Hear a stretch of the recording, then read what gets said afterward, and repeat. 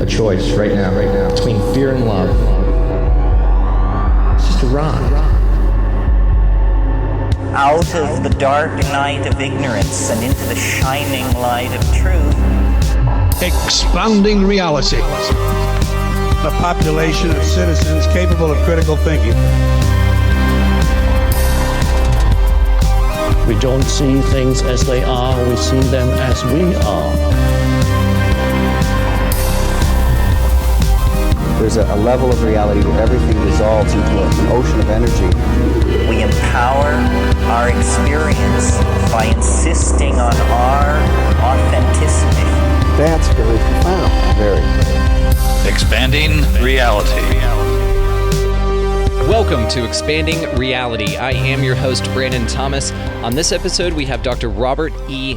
Ferrell. He is a doctor of engineering. He is an author of a sci-fi book series called Alien Log, which is super cool and a lot of fun. And then he's also a lecturer. So he lectures on things like physical realities of UFOs and how they work and the propulsion systems and things like that, as well as the Nazca Mummies. He does some really cool breakdowns on some science behind interstellar travel, Noah's Flood. There's some really cool stuff how he ties historically to the Bible, and he also dips into the work of Zecharia Sitchin with the Anunnaki, with the 12th planet. Guys, this is a lot of fun. Robert is a wealth of fascinating information, and we have a wonderful time in this conversation. So make sure to check the show notes for all of the ways to find him, his books, his lectures. All of those things will be down there. Right alongside those links will be the one for our website for everything else having to do with us. Socials, Rockfin, merchandise, all of those kind of things, guys, you can find on the website linked below. So make sure to check that out if you're interested in expanding your experience with us. So without any further ado, guys, let's get to this amazing conversation. This is Dr. Robert E. Ferrell.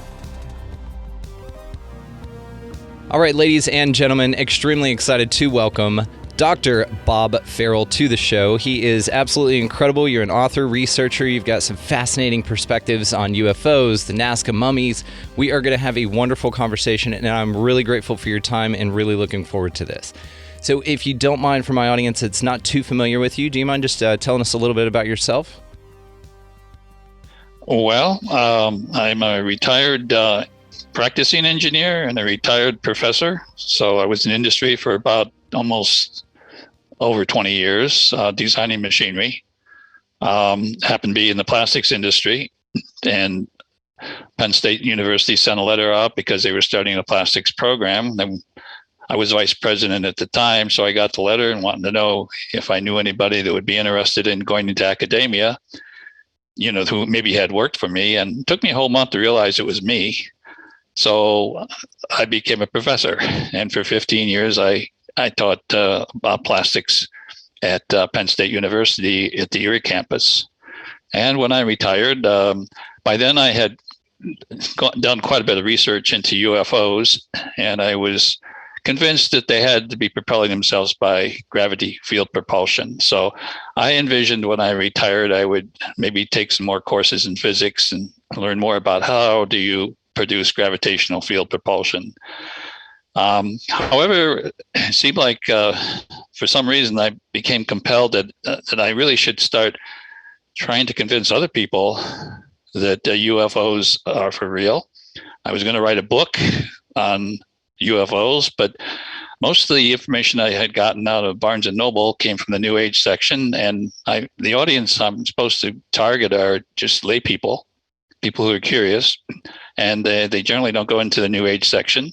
So I decided that I'd share my knowledge that I had acquired by writing science fiction, and I sneak the information out through the dialogue of my characters.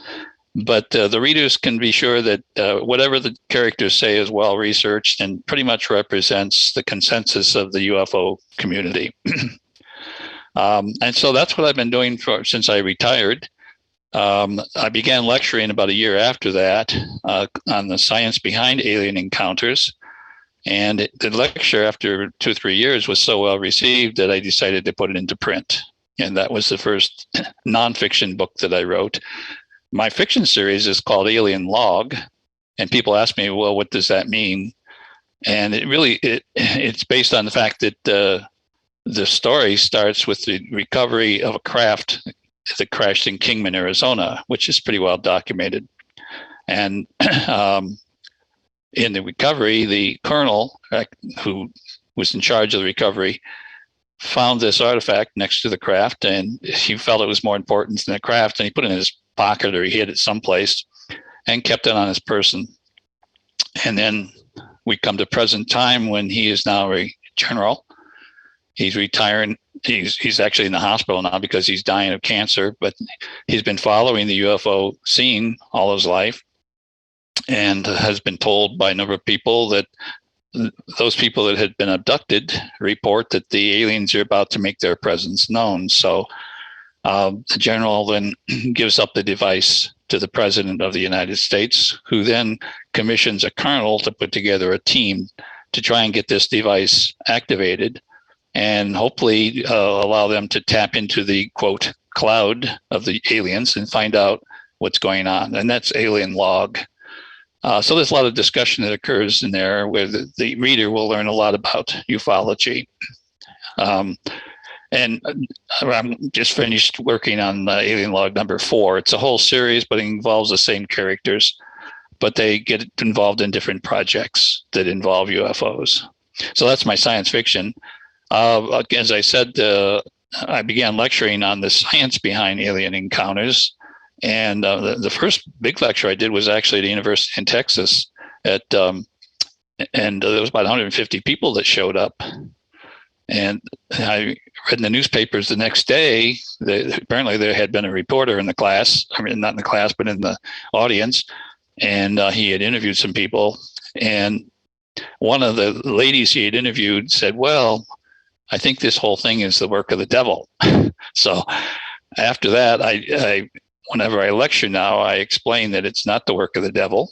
And in fact, about a year or two after I gave that lecture, I happened to attend a lecture near Washington, and the keynote speaker was Monsignor Corrado Balducci. He was he was an exorcist who came from Rome, and in fact, for several years had been promoting the idea that there might be alien life out there. So he was a good keynote speaker. But he also was asked the same question during Q&A was, isn't this work, this UFO stuff, the work of the devil? And he said, no. He said, God would never allow that to happen. So now I have the answer. But that kind of was how I got into the very first nonfiction. And then during the research, when you get into this subject matter, you end up going in a lot of different directions because it's such a fascinating topic. And one of the books I happened to read was by Zecharia Sitchin. He's passed away now, but his first book was called The 12th Planet. And he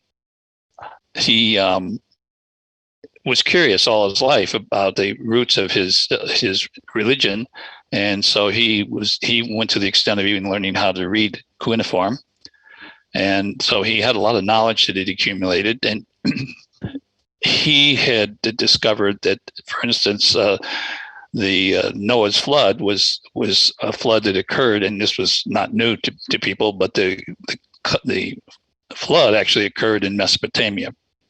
And so he spent a lot of time learning about the Sumerians and a lot of their folklore and myths. And because he felt that perhaps there was something to it. As a matter of fact, the Sumerians were the ones that invented human writing that we have now. And prior to that, and that was about 6,000 years ago, but prior to that, they passed down information more or less verbally. You know, I can imagine they had like church sessions where someone would stand up and speak about what happened during the flood, that kind of thing. And that's how they carried the knowledge forward till the time they finally got to the ability to write and create these tablets. And so Sitchin had studied all these and had his own interpretation of what happened to the Sumerians. And one of the things he thought, he believed, was that the Sumerians felt that about 450,000 years ago, the Anunnaki, they called them the Anunnaki, came to Earth from another planet, which they called Nibiru. And they're the ones that actually genetically modified Homo erectus, or one of the beings that existed then, to create Homo sapiens about 200 or 300,000 years ago. So Sitchin put all this in his book that he published in 1976. And when he mentioned the fact that the Sumerians believed that Nibiru was a planet that was drawn into orbit around the sun about 4 billion years ago, that his book was published in 1976. And if you ask an astronomer, what about these rogue planets? And they would say, rogue planet?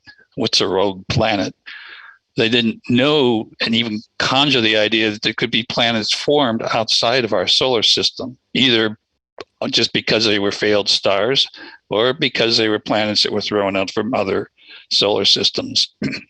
So Sitchin, was broaching this idea at a time when it was unbelievable. So he made a lot of unbelievable statements.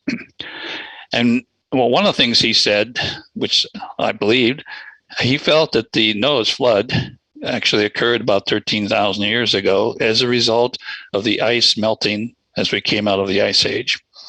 And so I followed up on that, and it ended up with another lecture series called The Science Behind Noah's Flood. And that was also popular and became a book. And I spent a whole chapter in that book discussing Sitchin's work and what he predicted and talked about back when no one really understood. For instance, genetics in 1976 was a new topic. Rogue planets. Astronomers really didn't know much about them back then. We now know, and they're getting evidence now, that there may be for every 4 Jupiter-sized planets that they find outside of our solar system, there may be a rogue planet. So, and within our own galaxy, there's probably millions of rogue planets. And so all these things that Sitchin had said, which was really his interpretation of the Sumerian myths, have turned out to be pretty true, in my opinion. And so when I wrote the book, actually, when I began lecturing on the Noah's flood, for instance, I talked about Abraham, who left Ur. Everybody thought that Abraham was born in the town of Ur, which is in southern Mesopotamia, just on the northern edge of what was the Persian Gulf. Actually, it was a lake back then. And then eventually, migrated into Canaan. And that was my first lecture. I showed a map of that. And I said, it doesn't make sense, because it shows, history shows that he actually ended up further north in Canaan, up in Turkey, and then went down to Canaan. And that didn't make sense. I did more research. And one day I was on the internet, and I don't know if it was a YouTube or something, but I happened to hit on a travelogue that was being filmed in Sanliurfa. And Sanliurfa is up in Turkey. And the guide said, well, now follow me and I will take you to the cave where Abraham was born. So I did some research into Sanliurfa, and it kind of fit in with my story of Noah's flood, in that Noah, who in the mythology, I think was actually called Upnapishtim. And he was supposedly found in the upper area of the let's see, Tigris River? No, I'm sorry, the Euphrates River, and which is in northern Turkey, up where the tall trees were growing that they use for making boats and things. But anyway, and wouldn't you know, Sanliurfa, which some people might call Ur, is in an area where Noah, very close to where Noah supposedly had settled into after the flood. In fact, it's only about 25 miles from that area. And so, and then on top of that, recently, when I say recently, maybe 10 or 20 years ago, they discovered a Göbekli Tepe. Some of you may be familiar with that. If you go on the internet, you can You can actually look at pictures of it. And that's in Turkey. And in fact, it overlooks the plain of Haran. Now, if you remember the Bible, Haran was Abraham's younger brother who passed away. So I visualize what happened is Abraham, by the way, was a descendant of Noah. And in fact, there's a chart that shows how many generations, about 4 generations after Noah, according to the chronology that's in the Old Testament. And so Abraham would have been, like I said, about 25 miles from Noah's house and about 25 miles to get into the plain of Haran.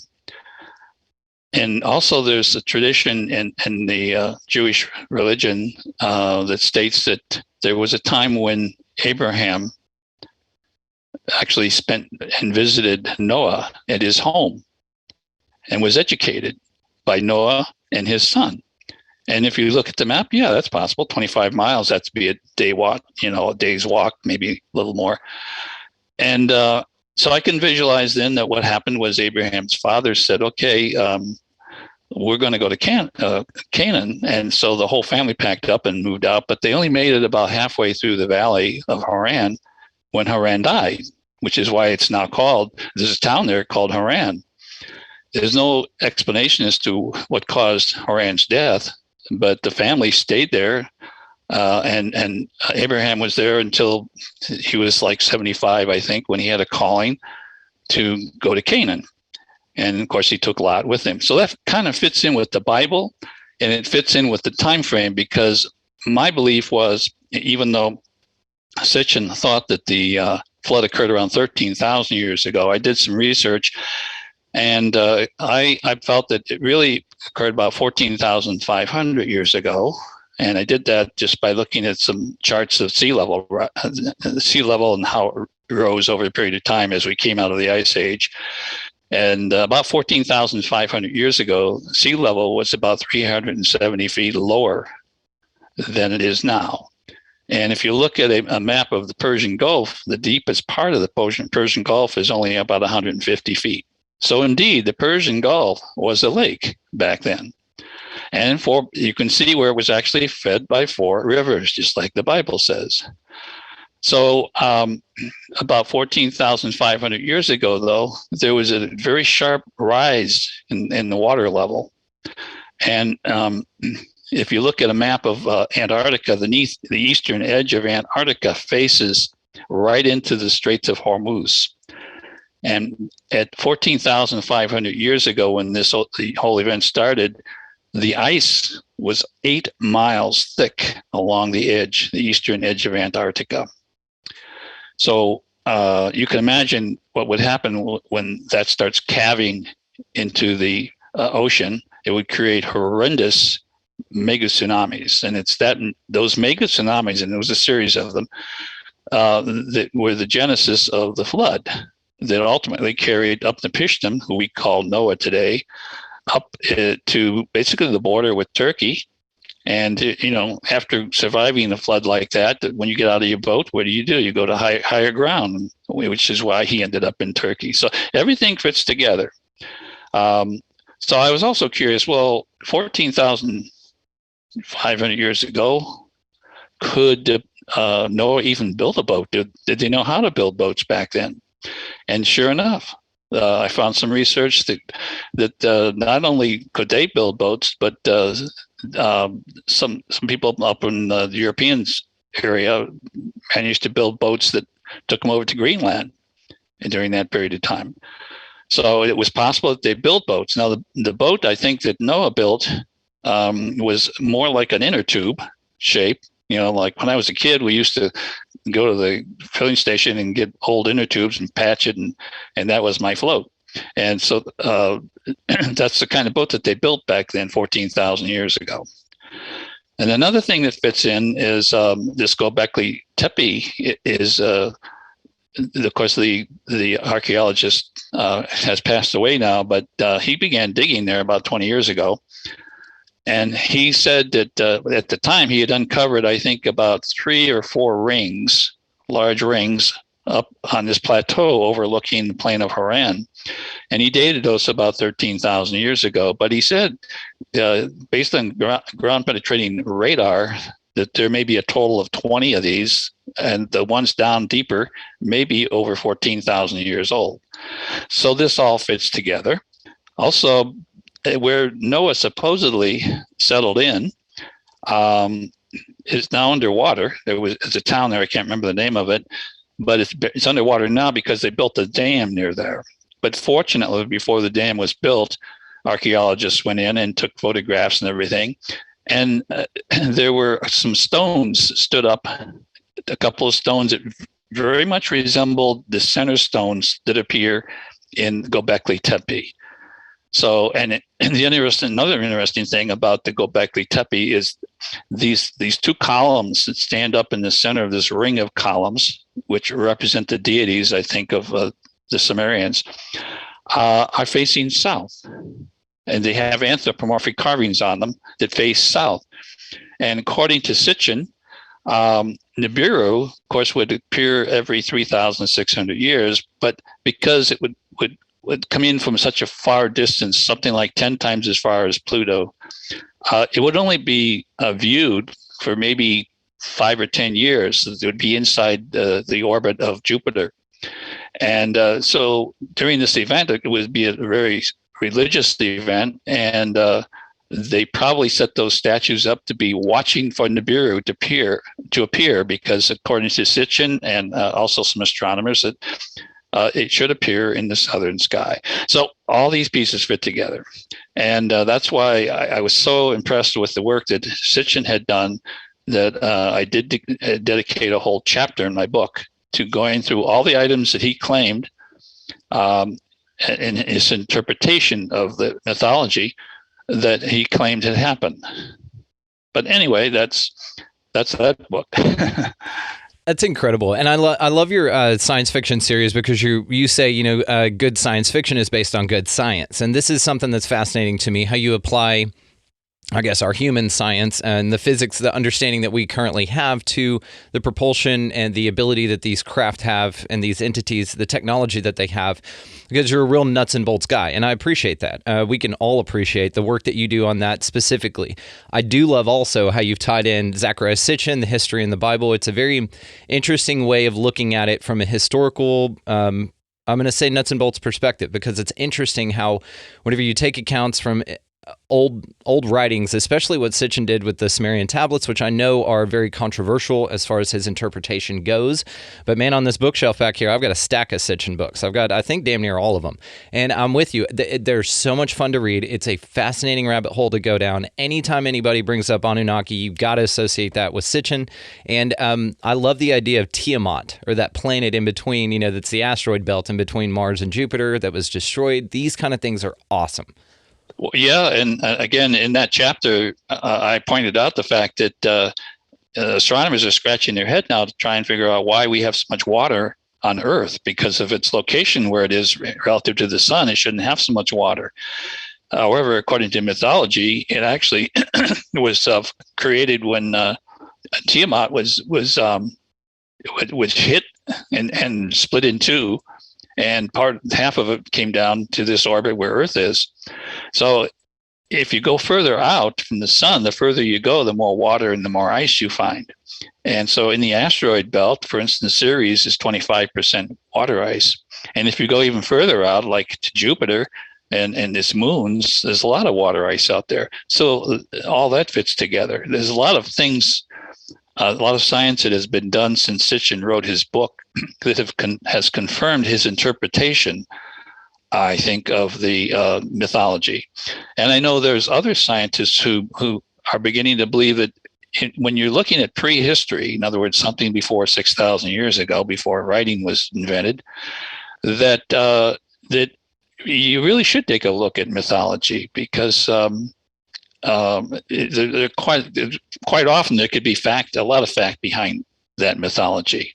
Well, think about what you do with your work and other science fiction writers. You, like I said, good science, so you're actually relating actual physical things into a fictional narrative. But this is a great way to pass on information. I've talked to several folks about things like this, where they encode different actual history or science or ancient wisdom even into songs, parables, stories, and this is a great way to pass those things down. And I'm with you. I think that there's a lot more to mythology than we really think. There's some fascinating things as far as just analogies, metaphors. Those kind of things can be, when viewed through the eyes of a literal understanding of either science, math, or history, you can really understand why they reported them in such a way. I love this topic, man. I think that your work is fascinating, and this approach is absolutely awesome.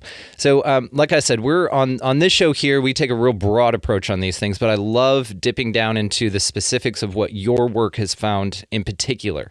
I dig your work on all of this stuff. So, do you mind if we get into the Nazca Mummies? Because I'm fascinated by that. I want to hear what you have to say about that. Yeah. In November of 2017, I attended a UFO conference in Nevada, and one of the speakers there was Jaime Maussan. You're probably familiar with him. And he gave a speech, which was the first time anyone had ever even talked about these mummies. And so he showed pictures and everything and talked about them. That was the first time in the United States that information was presented, and I happened to be there. And the thing that intrigued me was that these mummies, there's actually two different species. They're bipedal. They aren't really mummies in the sense that mummies have their internal organs removed. These all had their internal organs intact, but they were bipedal and tridactyl. And so I began to connect there because in the Sumerian society, they, for some reason, kind of hung on to this number 12, which is why we have 12 months in a year, because of the Sumerians. And it's why we have two sets of 12 hours a day, and why angles are multiple amounts of 12 degrees in the Sumerian astronomy. And so why would they pick on 12? I mean, you hold up your hand and you got 10 figures. The logical thing is they should have picked up 10, right? What they had 12. And so I'm thinking, I wonder if the Anunnaki had 12 digits, tridactyl. And so that's why I kind of connected what Jaime was presenting with the Sumerians. And plus, in that, near that area where they found the bodies, just south of there in Bolivia, there was this like a pot that was found that had been buried that had cuneiform writing on it, and so there was obviously some connection with Sumeria and that area through that. But anyway, that really got me interested in it. So I latched on to Jaime and bugged him, and he kept me abreast of what was happening. The bodies were found by grave robbers about the early 2016, I think. But maybe it was at the end of 2015, but it was 2016 when the bodies were presented to Theory. I can't remember his name now, but it was in Cusco. He ran a research facility in Cusco. Thierry Jamin, he was French, and he founded the research area, and so people brought things to him when they discovered them, because he apparently had the ability to tell them whether they're real or they're fake.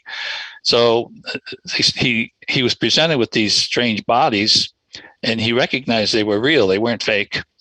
And so he apparently advertised them on the internet, trying to get information. And Jaime was alerted to that, Jaime Maussan, and so went up and visited with him. And anyway, based on their conversations, they put together a group of scientists from various areas, including a team of videographers from Gaia, to document what they did.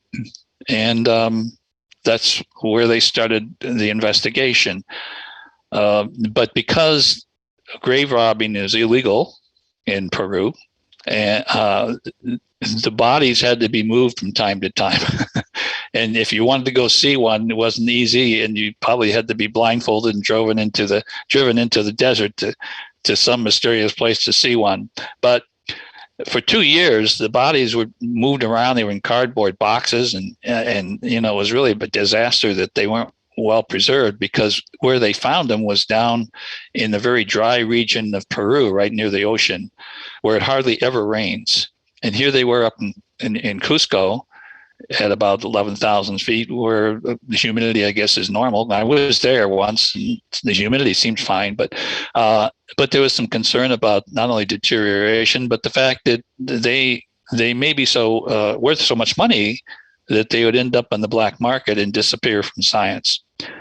But eventually, in 2019, November, the university, there was a university that decided they would take the bodies in and do some research, and they had a conference down there, and it was in November of 2019, and that's when I went down. And in my book, The Science Behind Alien Encounters, I devoted the last chapter to the mummies of Nazca, and so there's a picture of me standing in front of one of the headless bodies. But anyway, so I went down there because this was the first time they were actually in a very well-preserved place where they wouldn't degrade, and where maybe they'd be protected from being stolen.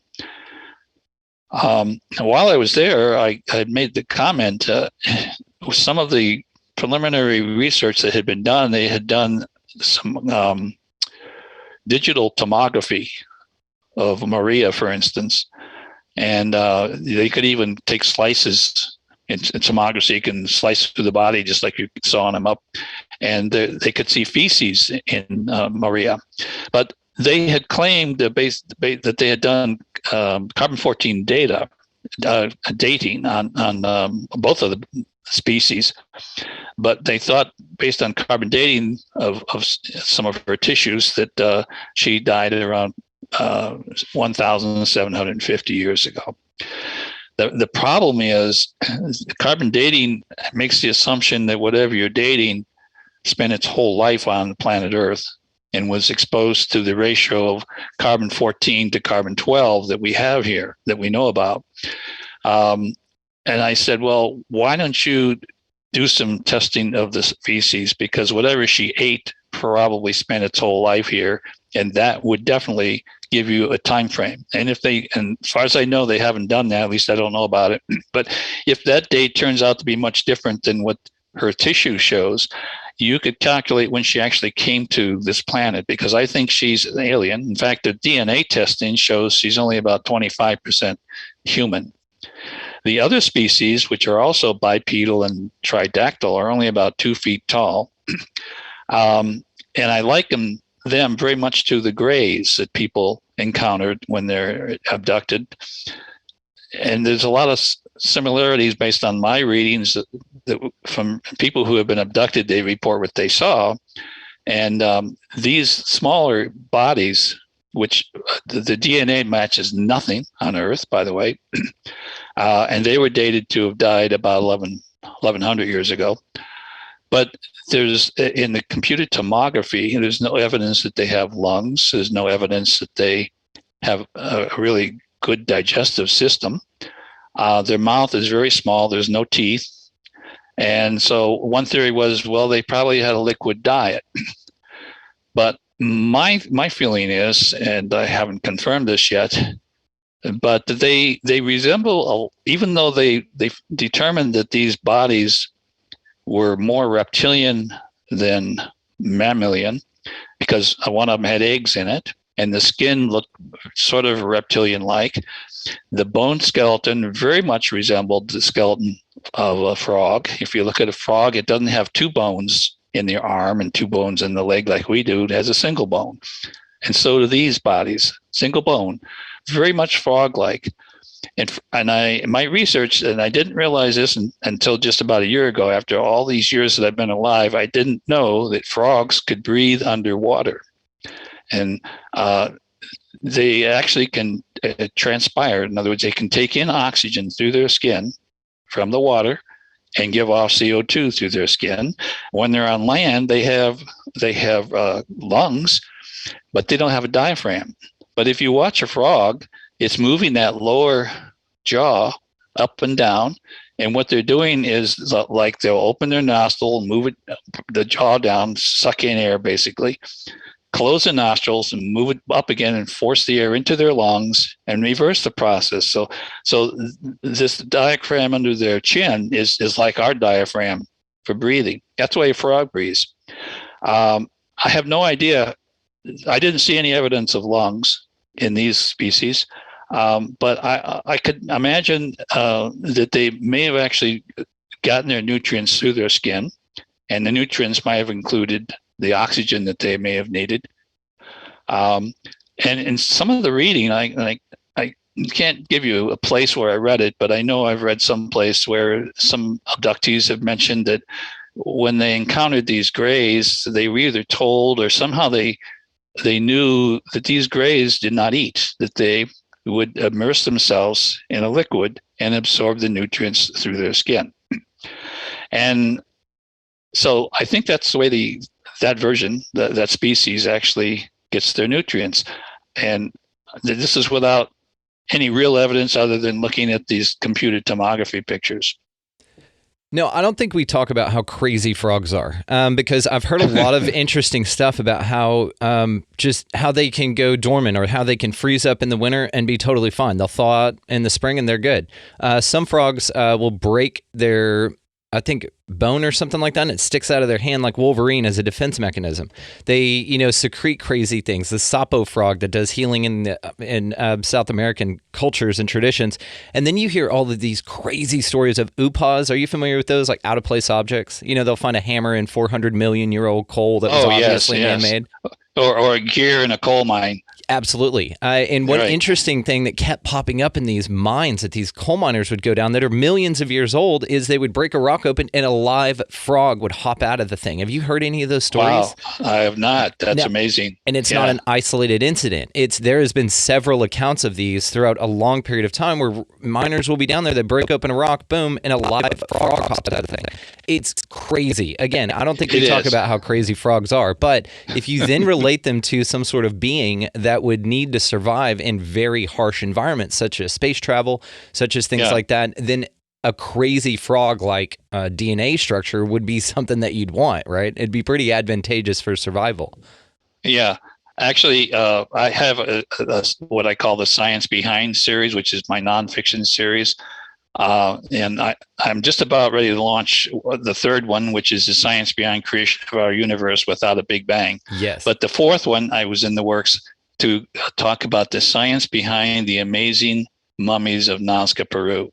You ought to look into that frog thing, man, and have a couple of those accounts. It's pretty interesting.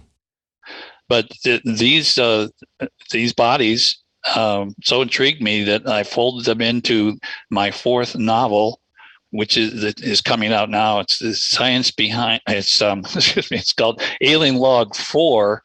The subtitle is The Antarctic Affair, where a mothership UFO is buried under 1,000 feet of ice, and because it happens that when they did a flyby with a satellite, they zoomed in, they could see evidence of cuneiform writing on the outside of the craft, which is why my characters, Wendy in particular, in my science fiction series, that team is asked to go down and investigate this craft. And they finally get into the craft, and they find these small aliens that are exactly like the smaller species of the ones from Peru, and they're still alive. And that craft has been buried for 10,000 years. Yeah. But they're still there, and they're maintaining the ship, and they were grown by the larger species that we found in Peru. Maria, they call that one. They're very human-like, but so they weren't there, though. They had gone out to explore, and they hadn't come back after a few thousand years. But these other ones were still there, maintaining the ship. But they were never trained on how to fly it, so they couldn't take it out from under the ice, which over a period of 10,000 years had built up and covered the craft. But I actually show some of the computer tomography of these bodies in my science fiction book, because I'm so convinced that these are not from this planet, and I'm anxious to get the information out. So I thought, well, I'll sneak it out into my fourth novel. What do you think of maybe the idea that there's some sort of extra dimensional type of a phenomena going on here? Because the more I look into it, the more I kind of lean on that with the all sorts of craziness, and it could be all connected. Now, one thing that may lend to that idea would be if you did have an entity that was interdimensional in a sense, right? That they could shift from one reality that we don't have access to, or we haven't figured out how to access yet, then maybe they can draw energy from that. And that's why they're able to exist in a kind of homeostasis here. You know, this may explain, maybe frogs are interdimensional beings, and they're able to kind of draw a power or some sort of energy that would sustain them, where we need food and water and oxygen to do that here, a very physical, chemical transaction. Then they may be able to do the same thing, just in a different environment away from ours, that makes them sustain their health and longevity and even live in this reality. Well, it's a fun theory. Yeah. First of all, my mission, and I don't know why I'm on this mission. I have to confess, this is not the way I thought I'd spend my retirement. My mission is to convince lay people and skeptics that UFOs are real, and you better get ready for them, because I think we're going to be exposed to them more and more in my lifetime, probably. But anyway, and I have to be very, very careful. I think in order to convince people that these are real, I have to use science that people have been exposed to in high school, at least. So I don't get into interdimensional. I don't get into wormholes, and I don't get into time travel as a way to explain things. I use nuts and bolts physics that everybody's probably had in high school, and I can explain almost all the phenomena that people have seen with UFOs in particular. And I actually was the commencement speaker when my daughter graduated from Penn State, and my speech was technology, past, present, and future. And that was the year 2000 I gave that talk. And so I went back to 1950, and I traced 5 different technologies: computer technology, medicine, transportation, energy, and communication. So on medicine, I did some research, and I noticed that people were living longer. Every 25 years, when you looked at it, people were living longer. And I talked to some experts at the Hershey Medical Center about aging, and I became convinced that we're going to be going on an exponential curve as far as how long we live because of genetics and things like that, where maybe in my lifetime, if I need a new heart, they'll grow it from my own tissue. I won't reject it. They'll develop drugs that are tailor-made to my genetic makeup, so I won't reject those, and they'll be most effective. That kind of thing, we're on the cusp of that. And so when I came forward in chunks of 25 years, in other words, every generation I talked about, in 1950, this is the way a computer was, took up a whole building, 1975, okay, we have a computer that sits on your desk. In the year 2000, the students are sitting there with laptops. When I got to the year 2050, I said, the reason your laptop is as big as it is because the computer sits on your thumbnail. It's the interface between you and the computer, the screen and the keyboard. By 2050, you will have a headband. You'll be wearing a headband, and buried in that headband will be a chip that will communicate directly with your brain, which is scary because that means you're next to someone, and you're both tuned in, and your lips aren't moving, but you're communicating.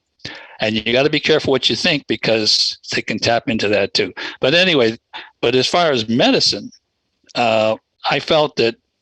And I mentioned to the students, I said, by 2050, when you're sitting here watching your grandkids graduate, the issue for society then might be who should be allowed to die and who should be allowed to be born, because we might be to the point where people can live as long as they want.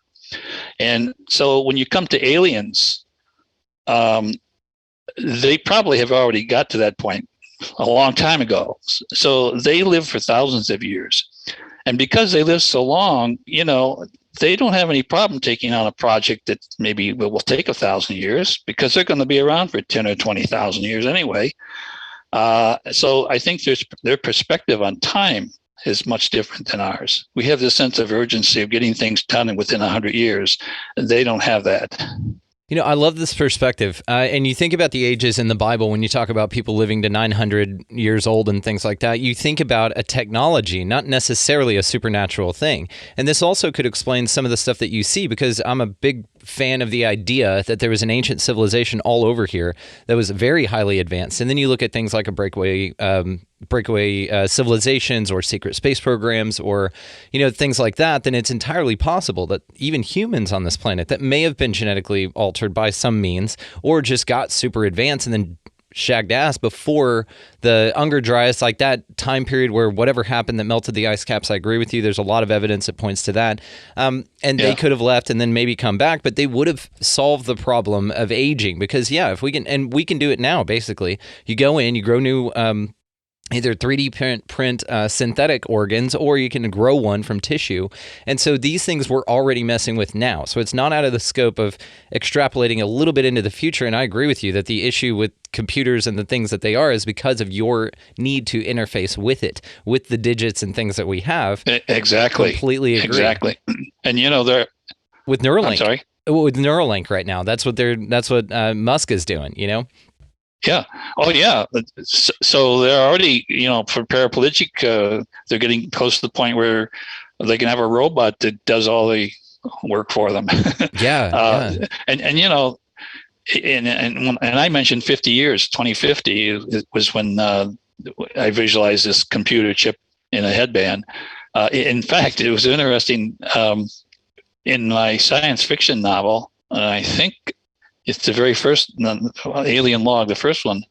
One of the people in the novel, humans, is taken to a mothership that's actually in orbit out at the asteroid belt.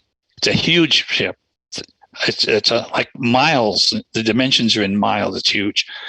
And they're taken to into a conference room, and so these people show up, these aliens, and of course they all wear white robes and quite gray hair, everything, but they're wearing a gold headband, which means, and in there is a chip, and they are connected to the cloud, basically.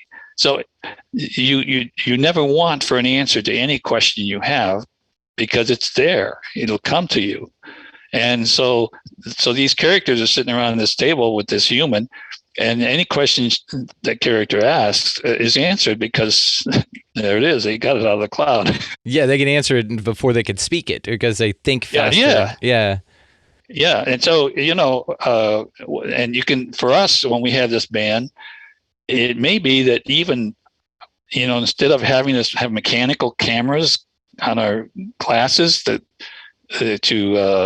or projectors to see, our own eyes will be the camera the information that goes into our brain goes into that chip on your head, and you can record it. Yeah, it'll be on YouTube. Right. Yeah, like instantly, like, oh, I'm streaming right now. It's really interesting, man, because yes, there is kind of you can look at this scientifically and say, okay, well, I know that we're going to go here, especially with the trends in technology that we've got now and the direction we're going. I think 2050 is probably a little long. I think that we'll probably have this within 5 or 10 years, man, which is crazy. Just the pace at which this stuff happens. I don't think that technology goes at such a pace that we really struggle kind of philosophically and everything to catch up to it, because now we're up against the AI type of thing, and even Elon Musk says it's a demon, and then in the other breath wants to throw a chip in your head with it. So it's interesting that it kind of moves a little bit quicker than we can really philosophically say this is what should happen, right? Because there was a lot of issues whenever you introduced the car to a horse driving society, and it was kind of so crazy that there were a lot of issues with that transition, but eventually we made it, right? But that initial shock of that is pretty interesting. Something I wanted to point out about your book, and I don't know if you did this on purpose, your book series, Alien Log, is because of the idea that you take actual science and actual reports of UFOs and put them into a fictional narrative. But what's interesting, and I think of, is Captain's Log, which of course refers to Star Trek. And Gene Roddenberry was reportedly to have actually put real science that the U.S. government knew about. Like, apparently, and Ben Rich said this, nothing in that show was science fiction. It's all stuff we can actually do. That's where they got the idea for the closing doors, warp speeds, things like that. This is also what lends to the idea that there is a breakaway civilization with some sort of technology out there, or that we've been able to successfully back engineer technology, just not in the public light. And then they kind of put it out in books and movies and stuff like that. I think some of these guys like Gene Roddenberry are connected, or were connected. They had inside information. Yeah, him, Kubrick. Yeah, Kubrick, and so. And how they got it, I don't know. Maybe when they slept, or maybe they were abducted. Who knows? Or maybe the government told them. I mean, because there were pictures of them walking around together with high-level CIA operatives, and it's like, oh, okay, you guys were in the know, and walking around on movie sets, which didn't look good for the optics of the moon landing, with Kubrick standing there, and then they had a movie set signed up. But I think the whole thing is fascinating, man. I love your approach on all of this. Your work is just awesome. I like the nuts and bolts stuff, because it really takes you down some really interesting rabbit holes, especially when you start talking about Sitchin's work and Anunnakis and these time scales and these, glorious technological advancements with the miles-long craft. And I love this stuff, man, because it is. Yeah. When you stop thinking of it as fiction, it's a lot more fun. Well, the thing is, unfortunately, there are a lot of people out here who around us that are skeptical still, and my fear is that there are some people who, if suddenly a disclosure is thrust upon them because the aliens land on the White House lawn or something like that, they may be some groups of people that may just decide it's time to commit suicide and go to heaven or whatever. That's been done before. Yeah. It has. We have to ease people into that. And that's what I'm trying to do, is ease them into the belief that there are beings out there who not only are technologically far more advanced than we are, but perhaps not only that, but even religiously. They may have a deeper religious background, if you will. But in order to convince the skeptics who read about, this UFO just came here and then it just blanked out and disappeared or reappeared and did all, I felt that it's necessary to be able to explain all that it can be explained, but the key is gravitational field propulsion and the advantages that it offers and the things that it will allow. And so, like I said, when I retired, I wanted to do some research in that, because when you think about gravity, you immediately think, well, you got to have a big mass to have a big gravitational field. But as it turns out, Einstein's equations show that no, there's an interconnection between electromagnetic fields and gravitational fields. And in fact, he knew that because he predicted that electromagnetic field, in the sense of a light wave, would be deflected by a gravitational field. And so my thinking is, well, then it can go the other way. You can maybe somehow, by manipulating electromagnetic fields, create gravitational fields. And I think that's exactly what they do. And in my book, The Science Behind Alien Encounters, I give some evidence of, first of all, how it's theoretically possible to create gravity. Second, I show how it's actually been created through serendipity in some cases, but also in the laboratory where they're researching it. And so I believe that these craft are propelled by gravitational field propulsion. And when I was in industry, occasionally I'd get involved in failure analysis. The machines that we designed, one of the modes of failure was metal fatigue. And unfortunately, metal fatigue takes a while. So you could have 1,000 of your products out there, and 5 years later, they start breaking. And so you got to be real careful about metal fatigue. But what I did, what you could do, or anybody, is you lay out all the facts. You go out and you gather information about that failure or whatever you're trying to investigate, and you lay it out, and it will tell you the story. It'll tell you what happened. And so in the case of UFOs, I don't have access to any broken UFOs, any that have crashed. I can't put my hands on them or even look at anything. But there is so much evidence in the form of witness evidence that people who have seen them, and these are trained observers, they be pilots or radar observers, but there's really credible testimony, if you will, as to what these things can do. And so what I did is I just wrote down all the things people see them do and figure out now what hypothesis would allow that to happen. And the hypothesis that fits that best is that they are using a gravitational field as a means of propulsion. And not only positive, but a negative field. And you hear people talk about, well, they're using anti-gravity. Well, that's actually the wrong term to use, because anti-gravity would imply that only works in the presence of a gravitational field. Yes. And they actually are creating gravity, and not only a positive gravity, but there's evidence of a negative gravity, a repulsive gravity. And the evidence, I can give you a few cases that prove that. There's some photographs that appeared in a book that I mentioned it in my book, of a UFO taking off out of a field.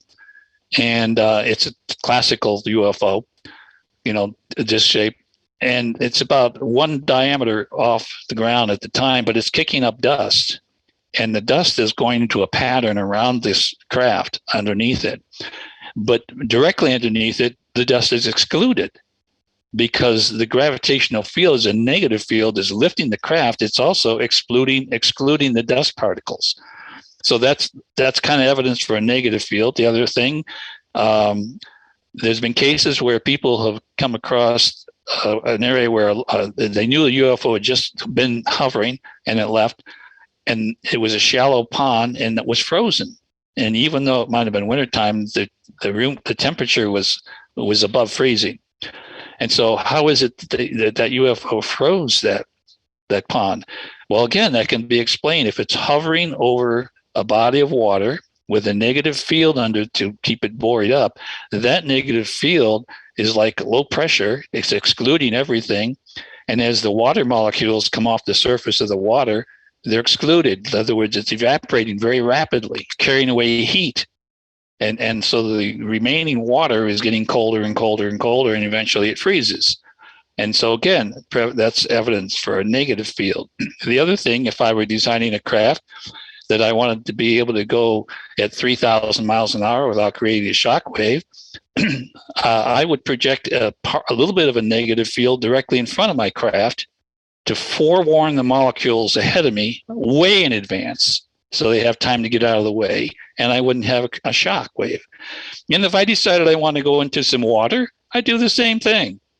I have the water move out of the way as I come through it, because these UFOs have been seen to go hypersonic speeds without shock waves. They've been seen to go into the water and out of the water with ease.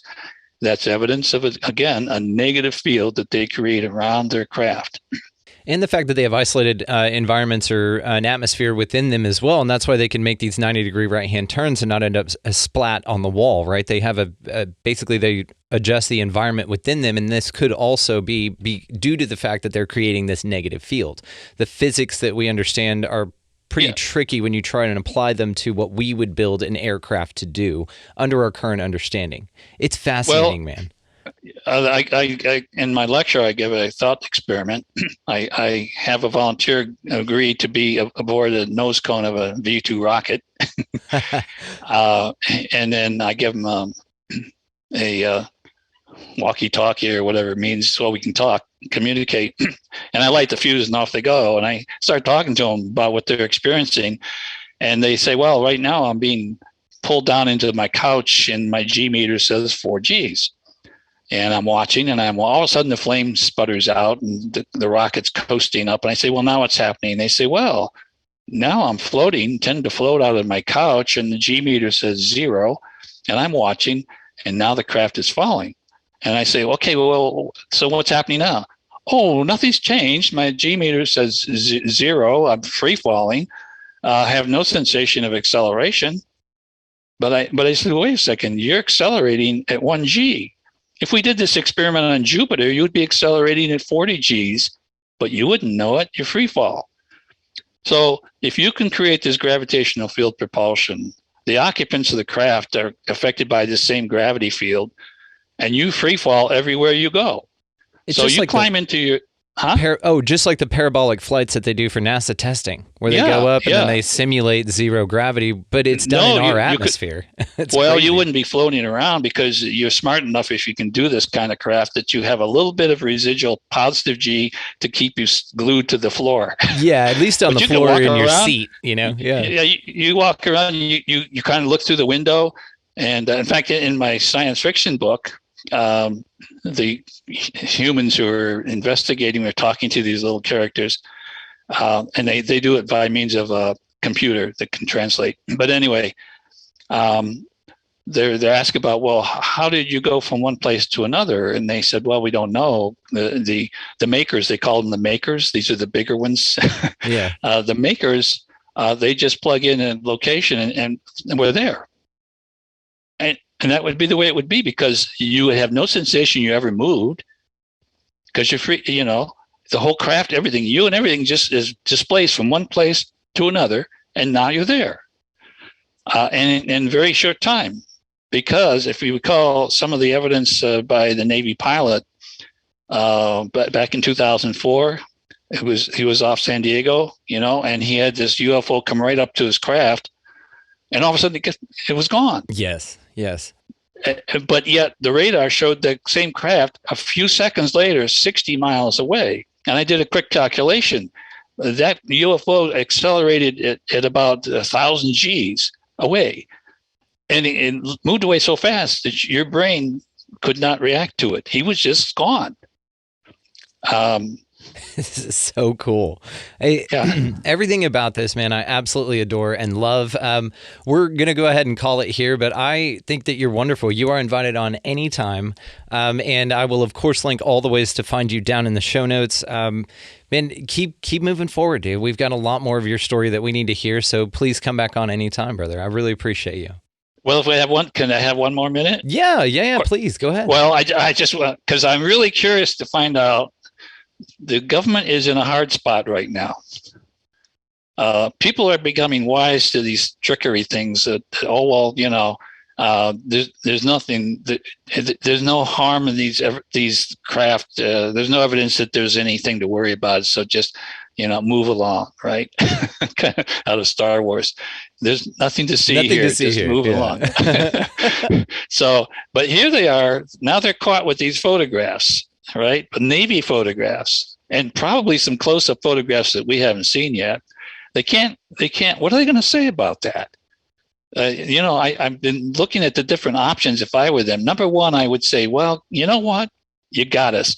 We've developed this, and that's our technology. And so that's not a winner for them either, because I'm going to call my congressman and say, look, if you have this technology, why am I getting on an airplane and taking 14 hours to go from here to Innsbruck?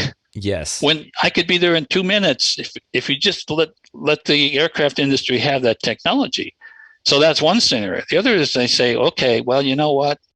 Actually, they're designed and built on another planet by aliens.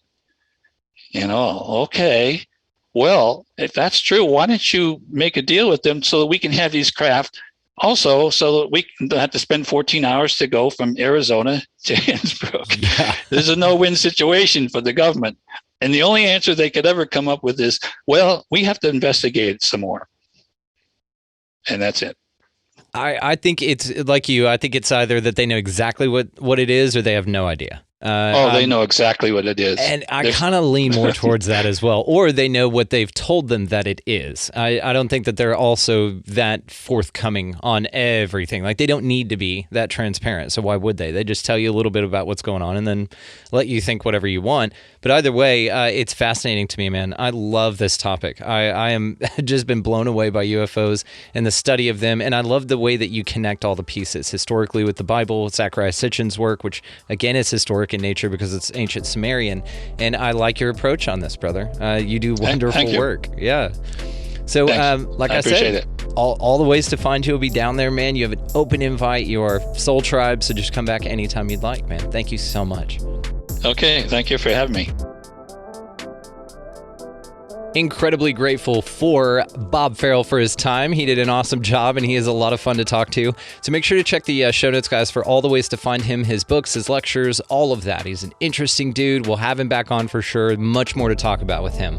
So as far as this show goes, guys, you can find us at expandingrealitypodcast.com. That is where links to all of the socials will be.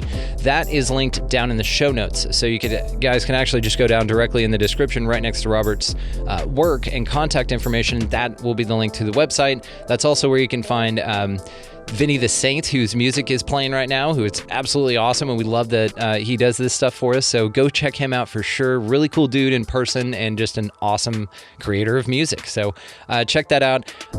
Go out into your week this week, guys. Just be nice to everybody that you come across, animal, entity, human, it doesn't matter. Just be cool.